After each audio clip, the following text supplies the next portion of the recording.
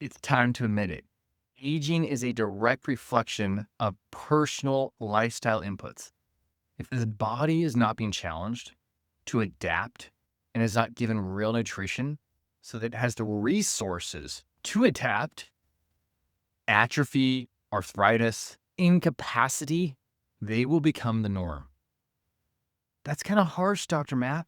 No, in the last month, I've seen multiple patients who I've been working with for 50 plus years, two who have clipped 90 years of age, one who just turned 40, and many in their 50s, 60s, 70s who are saying things like, I'm just getting older. I realize I'm 40. I need to start taking care of my health. I need to start taking my health seriously. I just turned 40. Just wait, Dr. Matt, until you hit 70. Aging is so tough. It's like you become a different person. The deal is, if we are not proactive, inactivity will become the state of our body. These quotes will be our quotes. We get really good at what we do all the time. A couple of years ago, there was a 60-plus-year-old lifetime logger who showed me how to cut and limb a tree properly. Now, this gentleman, probably about 150 pounds and 20 years my elder, here I am doing CrossFit 5 days a week, trying to be fit for anything that life brings me. But the chainsaw in my hands, it looked like there's lead weights in it. Whereas you would have thought this guy was just playing around with a toy when he's limbing up the tree, just dancing around, no big deal, he's fine. I'm like, my forearms are toasted. What you do consistently, the body becomes really proficient with. If you're not lifting objects heavier than your purse or your pen on a regular basis, you will find that lifting anything beyond your purse and pen will become a daunting task.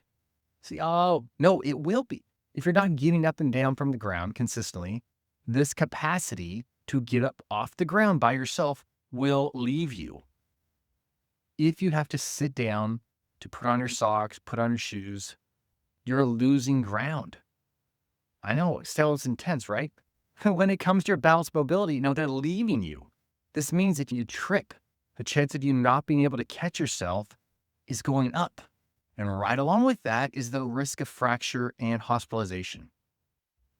It is invaluable to grab as many skills as we had in our life and hold on to them as long as possible. I've had a number of patients in their late 70s and beyond who are putting in extreme effort to regain their health freedom that they've lost via food inputs, their work intensity, fitness decisions or lack thereof that they made over the previous decades. And they could have done something differently is what they say now. I wish I would have known. I just didn't know. So here I am to make sure so that you can live differently. Because life on this earth, we don't know. It's going to end at some point. But I know we're going to stand before God, give an account for our life. But on average, you can expect to live to about 78 to about 82 years old.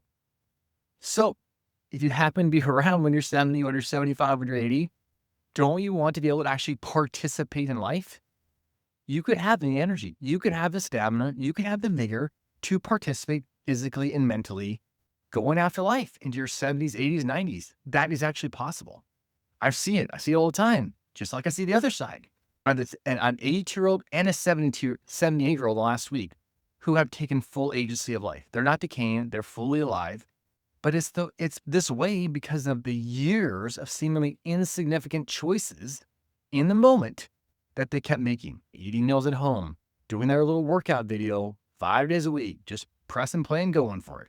Going for those walks in the evening, keeping a really positive mindset, staying away from the tube, the TV. And I'll tell you, one lady, she has all the reason in the world to say life sucks. I was dealt the wrong hand, throw in the towel, give me my cake and my TV. I'm just going to visit my life. But you know what? She's approaching 80 with loads of vigor and the opportunity to be a blessing in her church, in her community, because of just these micro decisions she was making. You have a say in the matter of how your being ends up doing. And then that say looks like finding discomfort. Nobody wants discomfort, but we got to find it on a consistent basis. It looks like instead of sitting and watching TV for 1 to 2 hours before bed, finding a hobby, going for a walk. It looks like instead of using the excuse, it's hard to cook a meal for just me, or it's hard to cook a meal for just me and my husband.